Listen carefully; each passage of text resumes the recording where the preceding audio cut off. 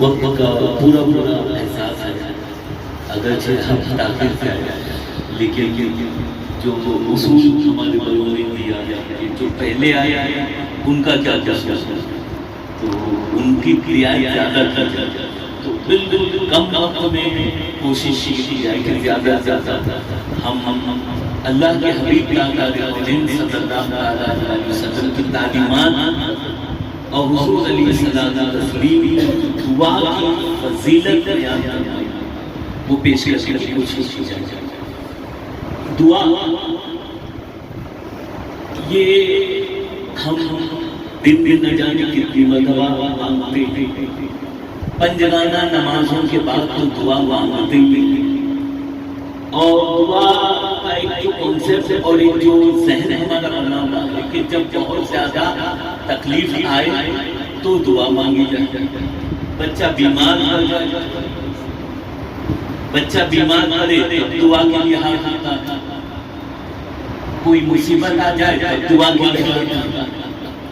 ایسے نہیں، اللہ کریم کا فرمان کہ مجھ سے مانگو میں عطا کروں گا، مجھ سے مانگو میں عطا کروں گا۔ اور یہاں یہ لطیف نکتہ سن لیں، اللہ نے فرمایا مجھ سے مانگو میں عطا کروں گا، کیا مانگو یہ قید نہیں لگے، جو مانگنا ہے مانگو میں عطا کروں گا۔ اور یہاں یہ بھی قید نہیں ہے کہ بہت بڑے علامہ دہر ہو تو اس کی دعا قبول کروں گا، بہت بڑا کتب غوث کلندر ہے تو دعا قبول ہوگی، نہیں، مانگو میں عطا کروں گا، ہر مانگنے والے کو اللہ عطا فرماتا ہے۔ اور یہاں یہ بھی قید نہیں، بڑی ذمہ داری سے عرض کرتا ہوں کہ مومن مانگے تو ہی دیا جائے گا، ایسا بھی نہیں، غیر مانگے اسے بھی اللہ عطا فرماتا ہے۔ آپ سنیں حضور علیہ السلام دعا کے تعلق سے کیا فرماتے ہیں کہ دعا، حضور فرماتے ہیں دعا مومن کا ہتھیار ہے، مومن کا ہتھیار ہے، اور دین کا ستون ہے دعا، اور آسمان اور زمین کا نور ہے دعا۔ اور فرماتے ہیں کہ اللہ کریم نے ارشاد فرمایا کہ مجھ سے مانگو، اگر نہ مانگو گے تو میں تم پر غضب کروں گا، غضب نازل کروں گا۔ یہ عجیب بات ہے، عجیب دیالو اور عجیب عطا کرنے والا ہے کہ دنیا کا آدمی کہتا ہے مجھ سے نہ مانگو، دور ہٹو، کیا بار بار مجھے پریشان کر رہے ہو، اور پھر مانگا نا تو پھر دیکھ لینا۔ یہ اللہ ہے، اللہ کی ذات ہے جو یہ فرمانے کہ مجھ سے مانگا کرو، اگر مانگنا چھوڑ دو گے نا میں تم پر عتاب کروں گا اور غضب نازل کروں گا، اللہ غضب نازل، اور مانگنے والے سے اللہ خوش ہوتا ہے۔ دنیا کا انسان اگر آپ سے کوئی مانگے، ایک بار آپ دے دو گے، دو بار دے دو گے، تین بار دے دو، پھر آئے تو آپ ناراض ہوتے، یہ تو بار بار اس نے تو عادت بنا رکھی، اسے اور کوئی کام نہیں۔ لیکن اللہ تو وہ ایسا کریم ہے کہ جتنے بار بندہ مانگے اللہ اس سے عطا فرماتا، خوش بھی ہوتا ہے۔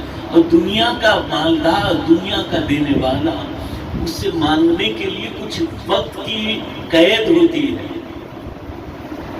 ایسا نہیں کہ صبح صبح وہ الگ صبح، بمبئی والوں کی صبح نہیں بول رہا، نارمل انسانوں کی جو صبح ہوتی ہے وہ، بمبئی والوں کی صبح تو کسی کی 10 بجے بھی ہوتی ہے، کسی کی 12 بجے بھی ہوتی ہے، اور سنڈے اتوار شریف تو شاید کسی کی صبح 1 بجے بھی ہوئی ہو، وہ الگ بات ہے۔ لیکن جو عرف، جو ایک انسان اور ایک جو اہل شعور جسے صبح کہتے ہیں، صبح صبح کوئی مانگنے والا آ جائے اور دستک دے دے تو آپ کی تو ہٹ جائے گی، یہ کیا صبح پریشان کرتی۔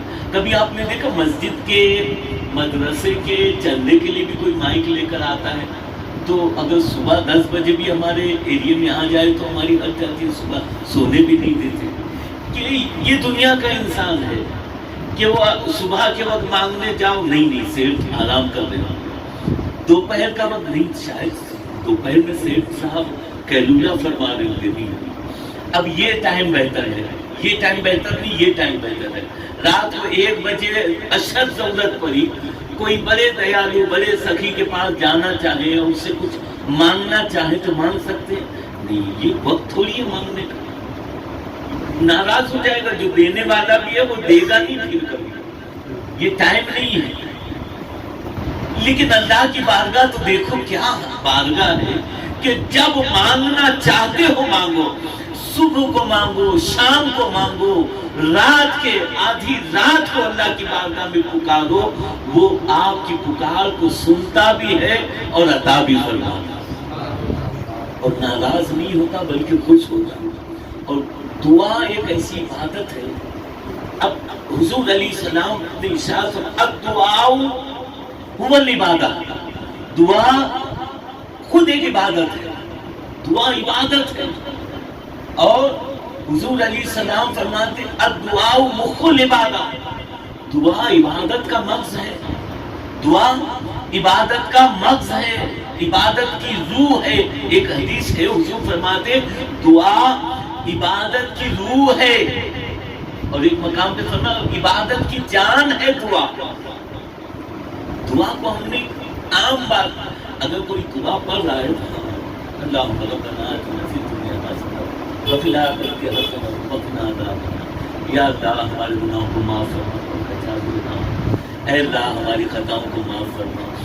वो एक्सरसाइज बंद उसके ध्यान उधर ध्यान डाल, दुआ मांग रहे हैं, ऐ अल्लाह हमारी परेशानियां दूर फरमा, फिर अरे वसीम भर दी है। ऐसी हमारी दुआएं, दुआ मांग रहे हैं, दुआ मांग रहे हैं। ऐसा भी कोई मांगने वाला मिला कि सेठ के पास, सखी के पास खड़ा है बंदा और कह रहा है कि अल्लाह के नाम पे दे दे बाबा, और वो अल्लाह के नाम, सेठ सामने है, अल्लाह के नाम पे दे दे बाबा, अल्लाह के नाम पे दे दे बाबा। ऐसा कोई देगा? आप समझ रहे ना, उससे बेहतर मैं जो समझाना चाह रहा हूं उससे बेहतर आप समझ गए कि अल्लाह तो हमारे सामने मौजूद है, उसकी कुदरत कामिला के साथ वो जलवा फिकर है, वो हर वक्त आपको देख रहा है, आपका मुशाहदा कर रहा है, आपके दिलों के एहसास से वाकिफ है। उससे मांग रहे हो, तवज्जो कहीं और है, ध्यान कहीं और है, और फिर मांग रहे हैं अल्लाह से, तो वो दुआ कबूल होगी, उस दुआ में कोई कैफियत पैदा होगी नहीं। दुआ करो तो पूरी तवज्जो के साथ कि मैं जिसके सामने खड़ा हूँ, किससे मांग रहा हूँ, और वो मुझे देख रहा है, मैं उसकी बारगाह में हाजिर हूँ, इस तरह से दुआ मांगो। और इबादत है दुआ, दुआ इबादत है। और हुजूर अली सलाम ने इस इबादत को इतना किया कि सबसे पहले वो जमीन पर जब हुजूर जलवा फिगर हुए ना, तो सबसे पहले सजदे में जाकर हुजूर अली सलाम ने दुआ ही फरमाई। ये दुआ वाली इबादत हुजूर ने सबसे पहले की। और वो क्या दुआ, कोई बताए? सबसे पहले दुआ रब्बी हबली उम्मती, रब्बी हबली उम्मती, मौला मेरी उम्मत मेरे हवाले करे। तो हुजूर की सबसे पहली इबादत, पहले दुआ कहते, जमीन पर हुजूर अली सलाम ने उम्मत के लिए दुआ फरमाई और जिंदगी भर दुआ फरमाते रहे। सहाबा बयान करते हैं कि हुजूर अली सलाम इतनी दुआएं करते थे, इतनी दुआएं करते थे कि थोड़े थोड़े मामलात में भी।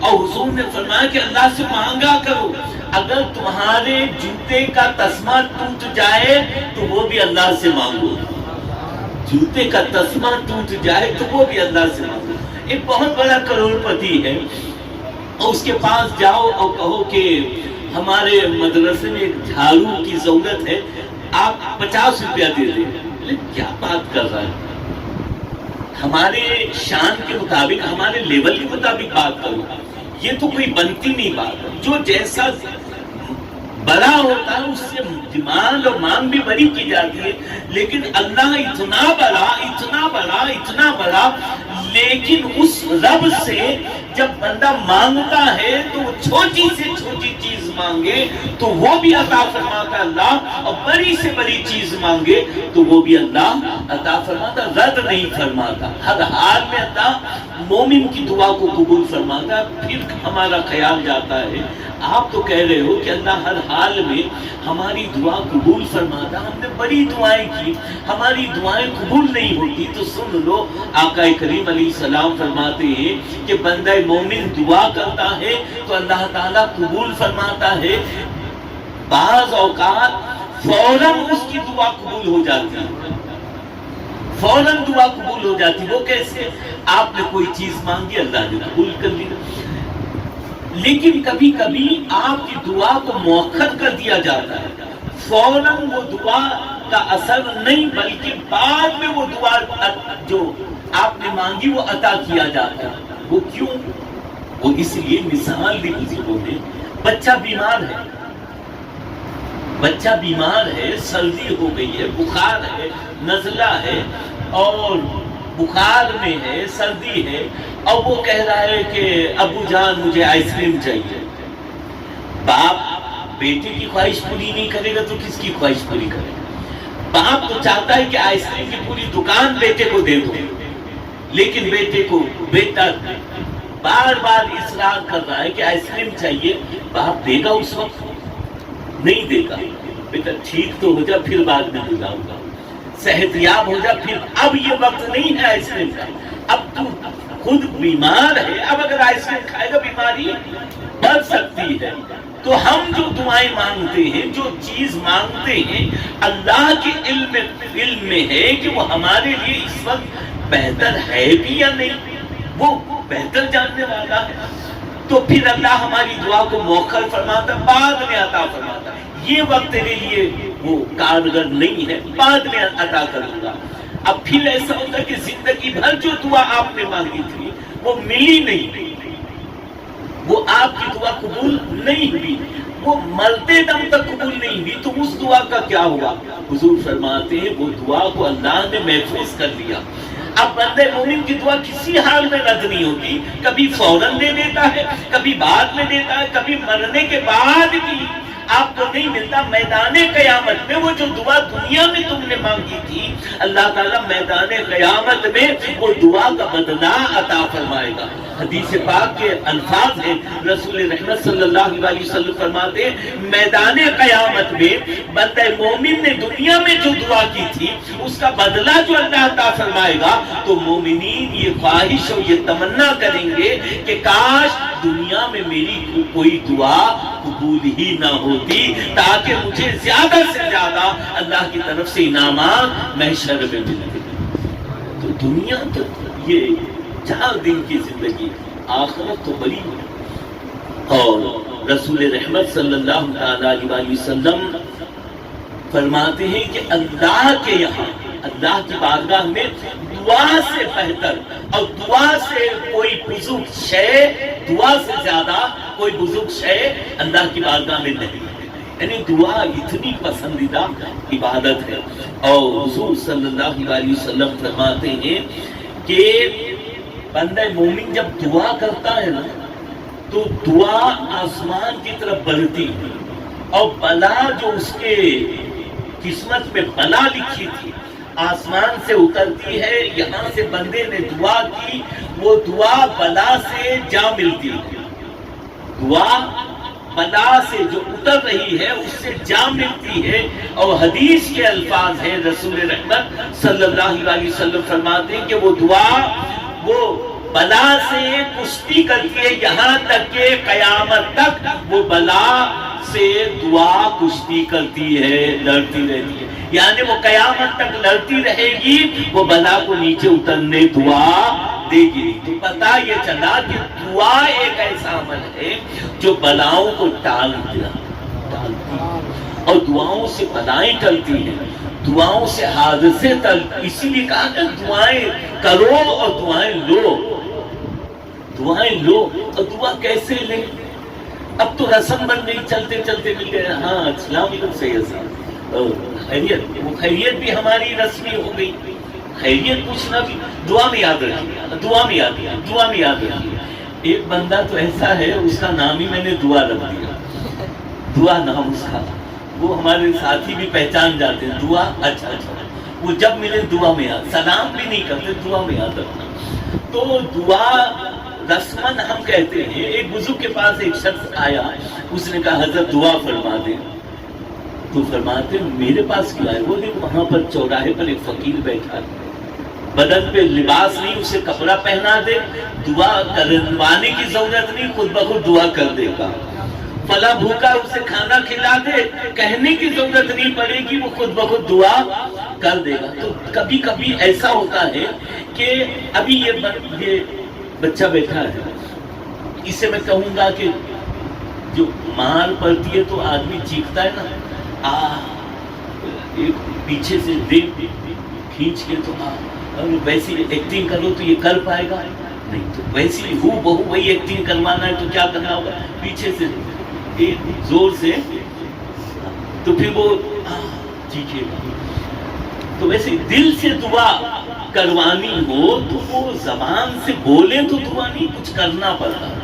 اور ایک بات عرض کر دوں کہ دعا کے تعلق سے میں نے جو یہ کتاب پڑھی، مولانا نقی علی خان علیہ رحمۃ اللہ اعلیٰ حضرت کے والد ماجد، انہوں نے دعا کی فضیلت پہ ایک کتاب لکھی، اور وہ کنٹینیو میں نے ایک ہفتہ پورا وہ کتاب پڑھا، 360 پیجز پر مشتمل ایک کتاب ہے دعا کی فضیلت پر، بڑی محنت کر کے وہ کتاب بنائی ہے مولانا نقی علی خان علیہ رحمۃ اللہ۔ اس میں یہ بات خاص طور سے باور کرائی کہ سنو، دعا علماء کی بھی قبول ہوتی ہے، سادات کی قبول ہوتی ہے، اور دعا بچوں کی جلدی قبول ہوتی ہے، دعا عورتوں کی جلدی قبول ہوتی ہے، کمزوروں کی دعا جلدی قبول ہوتی ہے، بوڑھوں کی دعا جلدی قبول ہوتی ہے، بیمار کی دعا جلدی قبول ہوتی ہے، یہ سب آگے آئے گا۔ لیکن فرماتے ہیں ساری دعائیں ایک طرف، ماں باپ کی دعا کا درجہ ایک طرف، ماں باپ کی دعا کا مقابلہ کوئی کر ہی نہیں سکتا۔ فرمایا گیا کہ جو نبی کی دعا امتی کے حق میں ہوتی ہے، وہ درجہ ماں باپ کی دعا اولاد کے حق میں جو کرتے ہیں اس کا وہ درجہ ہوگا۔ اور یاد رکھو، بڑے بڑے لوگ میں نے کتنوں کو دیکھا ہے، پیر صاحب کے آگے وہ سر جھکا ہے، اٹھتا نہیں، سر جھکا ہے اٹھتا نہیں، اور کھڑے ہیں نا وہاں پر، تو جب تک وہ آرڈر نہ دے ادھر آگے نہیں آئیں گے، آرڈر نہ دے تو بیٹھیں گے نہیں، اور پھر قدم بوسی کی تو ایک عادت ہے، بار بار ہول سیل میں ہاتھ چومتے رہو، اور جو حکم سرکار، جو حکم سرکار، لیکن یہ بھول جاتے ہیں، میں اس سے انکار نہیں کر رہی، یہ بھول جاتے ہیں کہ ایک مرشد تو گھر میں موجود ہے نا، یہ جو مرشد ہے ٹھیک ہے، لیکن ایسا بھی ہوتا ہے کہ اس مرشد کی دعا کبھی رد بھی ہو جائے، لیکن گھر میں تمہارا جو مرشد ہے نا اس کی دعا اللہ رد نہیں کرتا، وہ ماں ہے اور وہ باپ ہے۔ ماں باپ کی دعا ہر حال میں اللہ تعالیٰ اولاد کے حق میں قبول فرماتا ہے۔ ماں باپ کی دعا کیسے ملے؟ نہ خدمت کرو، نہ ان کا خیال رکھو، نہ ان کی فکر کرو، نہ وہ محبت کرو، نہ انہیں وقت دو، اور پھر سوچو کہ دعائیں ملتی رہے۔ اور یاد رکھو، ترقی کے عروج پر پہنچنا چاہتے ہو اور دنیا میں تم عزت والی زندگی گزارنا چاہتے ہو، ادھر ادھر نہ بھٹکو، اپنے ماں باپ کے قدموں کو تھام لو، اللہ تعالیٰ تمہیں عزتوں سے سرفراز کرے، اور مخلوق کے آگے محتاجی کا سوال ہی نہیں پیدا ہوتا۔ ایک بزرگ نام بھول گیا میں، داتا گنج بخش علی حجویری علیہ رحمۃ اللہ نے اپنی کتاب کشف المحجوب ذکر فرماتے ہیں کہ ایک بزرگ تھے، وہ ان کو کسی نے خواب میں دیکھا، ان کے مرید نے خواب میں، آج کی بات نہیں کرنا، آج کے مریدین کے خواب کی حیثیت نہیں ہے، وہ تو پلاننگ کے ساتھ بھی بن جاتے ہیں، خواب پلاننگ کے ساتھ بھی، بعضوں کے یہاں تو خوابوں کی بارات ہے، اور کتنوں کا تو معاملہ ایسا ہے کہ ہم پہلے سے بول دیتے ہیں کہ اب دیکھو 3 دن کے اندر کچھ خواب آنے والے ہیں، اور الحمدللہ آ جاتے ہیں۔ یہ ہماری کرامت نہیں، یہ تجربہ ہے، تجربہ ہے، خواب آ جاتے ہیں، وہ خواب بنائے بھی جاتے ہیں۔ آج کی بات نہیں، پہلے کی بات کر رہا ہوں۔ وہ بزرگ کہ ایک مرید نے، سچے مرید ہوا کرتے تھے، سچے پیر ہوا کرتے تھے، وہ مرید کہتے ہیں کہ حضور میں نے کل رات بڑا عجیب خواب دیکھا. کیا کہتے ہیں کہ میں نے آپ کی داڑھی میں وہ ہیرے جواہرات موتی لٹکتے ہوئے دیکھا. آپ کی داڑھی چم چم چمک رہی تھی. کہتے ہیں ہاں تیرا خواب سچا ہے, تیرا خواب سچا ہے. میں اپنی ماں کے پیر دبا رہا تھا, پیر دباتے دباتے پیروں سے میری داڑھی مس ہو رہی تھی, پیروں سے میری داڑھی مس ہو رہی تھی. اسی وجہ سے اللہ تعالیٰ نے میری داڑھی کو یہ عزت عطا فرمائی. پتا یہ چلا بڑے بڑوں کو یہ گھر کے مرشد کی ضرورت پڑتی ہے. تم ادھر ادھر بھٹک رہے ہو, تکلیفیں آئے نا, مصیبت آئے, پریشانی آئے, ادھر ادھر نہیں, کاروبار میں تنگی ہے, ادھر ادھر نہیں, ماں اور باپ سے دعا کراؤ, یقیناً اللہ تعالیٰ قبول فرمائے گا. اور سنیں بس مختصر سے انداز میں فرماتے ہیں, نقی علی خان علیہ الرحمٰن نے فرمایا کہ دعا کرنے کے 5 فائدے تو ضرور ملتے ہیں. کچھ ملے نہ ملے 5 فائدے تو ضرور ملتے ہیں. نمبر 1 فرماتے ہیں دعا کرنے کی برکت سے دعا کرنے والے کو اللہ تعالیٰ عابدوں میں شمار فرماتا ہے. ایک فائدہ تو مل گیا کہ آپ عابدوں میں شامل ہو گئے. اور فرماتے ہیں کیوں؟ اس لیے کہ دعا خود ایک عبادت ہے, خود ایک عبادت ہے, بلکہ سر عبادت ہے, عبادت کے جان بھی ہے. اور پھر دوسرا فائدہ ضرور ملتا ہے, وہ کیا کہ اقرار عجز و نیازی ہے.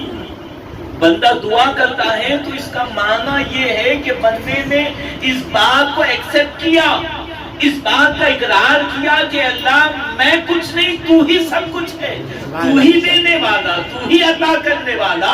اپنی عاجزی کا ایک اظہار کر رہا ہے, مالک میں تیری بارگاہ میں فقیر اور گدھا مسکین میں ہاتھ پھیلائے ہوئے, جھولی پھیلائے ہوئے تیری بارگاہ میں آیا ہوں, تو عطا کرنے والا ہے اور میں تو کچھ بھی نہیں ہوں. تو یہ عاجزی پیدا ہوتی ہے دعا کرنے سے.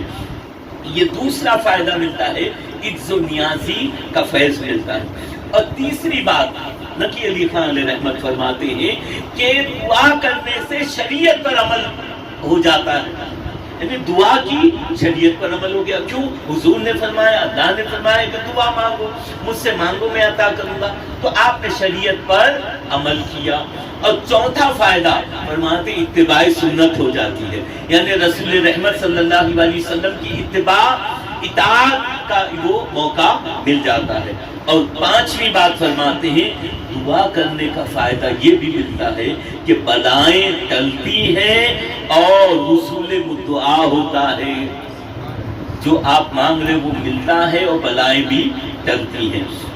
اور پھر فرماتے ہیں کہ دعا بندے کی 3 باتوں سے خالی نہیں. وہ کیا؟ نمبر 1 اس کا گناہ بخش دیا جاتا ہے, دعا مانگنے والے کا گناہ بخش دیا جاتا ہے. اور دنیا میں یا پھر دنیا میں اسے اس کا فائدہ دیا جاتا ہے, اور یا پھر آخرت میں اسے بھلائی عطا کی جاتی ہے, آخرت میں اسے بھلائی عطا کی جاتی ہے. اب مختصر سے وقت میں دعا کے کچھ آداب سن لیں. دعا کیسے مانگے؟ پہلے میں نے عرض کیا دھیان کہیں اور ہے, خیال کہیں اور ہے, نگاہیں کہیں اور ہیں, جا رہے ادھر, داڑھی سے کھیل رہے ہیں, دعا بھی مانگ رہے ہیں. مولانا دعا مانگ رہے ہیں یا کوئی عالم دعا کر رہے ہیں اور دعا کے جو الفاظ ہیں اس پہ بھی دھیان نہیں, آمین آمین آمین آمین, بس توجہ نہیں, حاضر نہیں, حاضر دماغی. تو دعا کے آداب ہیں. فرماتے ہیں خبردار غافل کھیلنے والے نہ بنو, غفلت کھیلنے کے انداز میں دعا نہ مانگو. دل کو خیالات غیر سے پاک کرو. اور بدن دعا کے قبولیت کے لیے ضروری ہے کہ اس کے آداب ہیں. بدن پاک ہو, لباس پاک ہو, جس جگہ آپ دعا مانگ رہے ہو وہ جگہ پاک ہو. اور پھر ایک ادب یہ سکھایا کہ دعا مانگنے سے پہلے کوئی نیکی کر لو, کوئی نیک عمل کر لو, اور کوئی صدقہ خیرات کر لو. اللہ کی راہ میں کسی ضرورت مند, کسی غریب کی مدد کر لو, پھر دعا مانگو. تو پھر دیکھو اللہ تعالیٰ کیسے آپ کی دعا کو قبول فرماتا. اور فرمایا حقوق ادائیگی کر دو. اب بہت سے معاملات ایسے کہ ہم دعائیں مانگتے ہیں، دعا قبول نہیں ہوتی. اس کی ایک وجہ یہ ہے کہ کسی نہ کسی کا حق ہم پر نکلتا ہے. ہم نے کسی کا حق کھایا تو نہیں، ہم پر کسی کا حق نکلتا تو نہیں، ہم پر کسی کے پیسے تو نہیں نکلتے، ہم نے کسی کا مال تو غصب نہیں کیا. کسی کا حق اگر ہم پر ہے تو پہلے ادا کرو پھر دعا کرو. اللہ تعالیٰ دعا کو ضرور قبول فرمائے گا. اگر حق ادا نہیں کر سکتے تو معافی مانگ لو، معافی حاصل کر لو. اور پھر فرمایا کسب حلال اور رزق حلال. بڑی بات ہے، دعا کی قبولیت نہ ہونا اس کی سب سے بڑی وجہ یہ ہے کہ کہیں نہ کہیں جانے انجانے میں ہمارے شکم میں رزق حلال نہیں بلکہ رزق حرام کا لقمہ جا رہا ہے یا گیا ہوگا. انجانے میں ہی صحیح حرام لقمہ چلا جائے. فرمایا گیا کہ 40 دن کی عبادت و دعا اللہ قبول نہیں فرماتا. لباس حلال ہو، کمائی حلال ہو. ایسا نہیں کہ جوئے کے آپ اڈے چلاتے رہیں، بیٹنگ چلاتے رہیں اور پھر خوب دعاؤں پہ دعائیں مانگے. ہماری دعاؤں میں تاثیر نہیں ہے. کیسے دعا میں تاثیر ہوگی؟ حلال رزق کمائیں اور پھر دعا مانگے تو اللہ تعالیٰ دعا قبول فرمائے گا. اور فرمایا گیا کہ آداب میں سے یہ ہے دعا کرنے سے پہلے توبہ کر لو. توبہ کر لو. یہ کیا بات ہوئی؟ گناہ جیسے پہلے چلتے تھے ابھی بھی چل رہے ہیں. جو نافرمانیاں پہلے ہوتی تھی ابھی. اب دعا مانگنے کا وقت ہے، اللہ کی بارگاہ میں خیرات لینے کا وقت ہے، انعامات لینے کا وقت ہے. تو پہلے اللہ سے معافی مانگو نا، مولا جو کچھ ہوا معاف کر دے. گناہوں سے توبہ کر لیں، استغفار پڑھ لیں، پھر فرمایا گیا کہ 2 رکعت نفل پڑھ لو، پھر دعا مانگو.